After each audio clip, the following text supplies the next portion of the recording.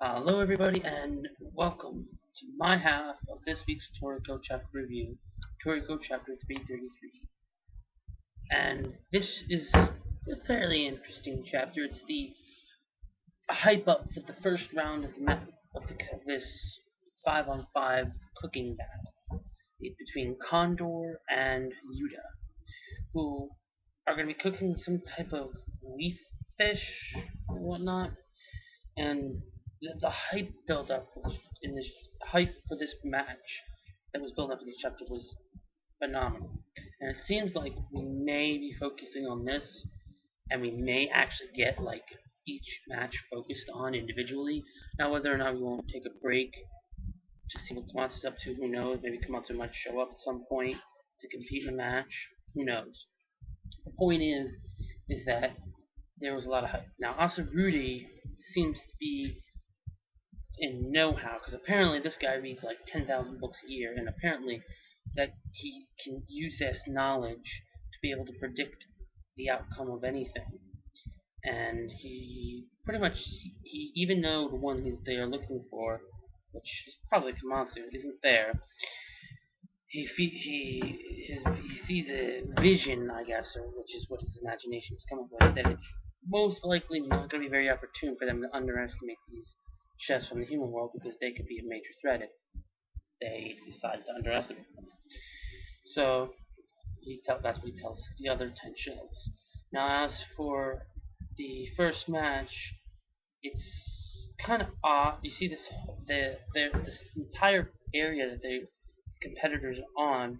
It looks like a giant like frying pan or something that's being heated by this soul furnace or burner, whatever translation you use, that is made up of food, that is fueled by the appetite of food spirits, which is kind of interesting. Now, then you have this creature, this coffin crab shows up that apparently just can pop out any extinct ingredients whatsoever, just out of nowhere. Just be like, all right, here, I'm gonna spit out some atmosphere, a little ball of looks like a soap bubble, and it'll be the perfect atmosphere for this ingredient that I'm just extinct ingredient that I'm just gonna pull out. That's just gonna pop out of my coffin, little coffin belly thing. So it's kind of odd that it's kind of like convenient. Like, okay, well, all these quote unquote extinct ingredients can now just be revived if they have this coffin. So there's not really much else to the chapter. I mean, you have this whole the only thing left is really the Condor and Yuta knocking out the beast and capturing it, using knocking, of course. And next chapter, the match will actually begin when they actually begin to start cooking this. And so, basically, they do some smack talk. Condor and Yuta friggin' both rocking out like friggin' quote unquote knives that look more like swords than knives. The only thing is that with Condor, we didn't get this. We saw how he had trouble adjusting to the gravity, the shifting gravity. We didn't get this, and we saw him capturing the beast, the fish beast thing.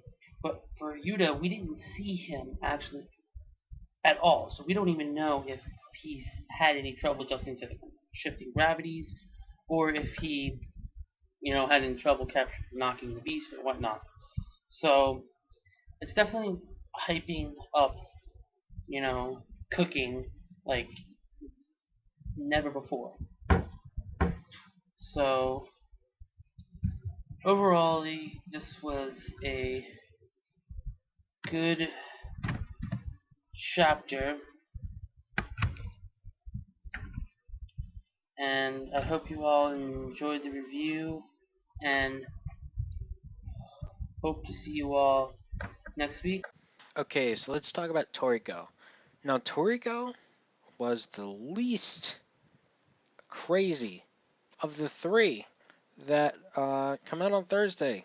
Well, besides Haikyuu, but Haikyuu's not out or translated yet. But of the three what we consider the Mystic Five, which was Naruto, One Piece, Bleach, Toriko, and Fairy Tail. But of the three that had come out from those today, the one that had the least crazy thing was Toriko, which is odd. Very, I'm not used to it. But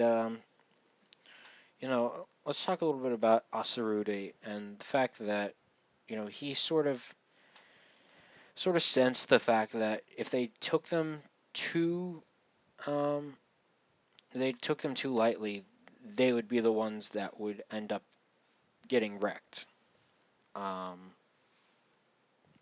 sort of. So it's kind of like they hinted at the fact that he reads about 10,000 books a year, he can predict sort of how things can pan out. And Asarude sort of says it's not fiction. I can't always predict what may be awaiting us, but he can have a decent indication. Now the first match, Yuta and Condor Window is, I mean, so far it's pretty interesting. But before I get there, I'll talk a little bit about the casket crab, because that thing is very interesting because it preserves extinct ingredients. So, um, you know, does that mean it has like a sort of a portal that can kind of almost like a Saiseiya sort of just revive and just give out whatever ingredient that's extinct? I mean, there's obviously a lot of mystery with the casket crab because that opens up just a world of um, sort of options of what can happen if that thing is around. Like, what can it do? Um, what is the extent of how it preserves extinct things? Like, is it automatic, or do they have to stuff it in there at some point? Because this leaf fish, I think they said is 15,000 years old, or it went extinct 15,000 years old ago. So did somebody 15,000 years ago stuff it inside the casket crab, or did it just appear in there? And I think the answer lies with the back channel and the food spirit world, because it seems like if it goes extinct, it'll go there. They sort of made a hint to that.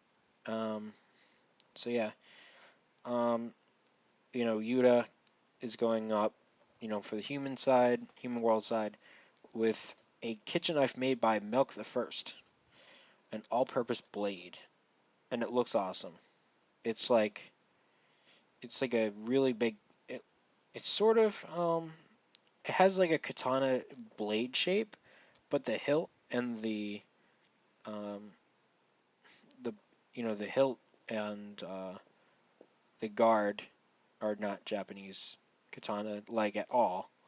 Um, and it sort of has that cool like design on the soft part of the blade.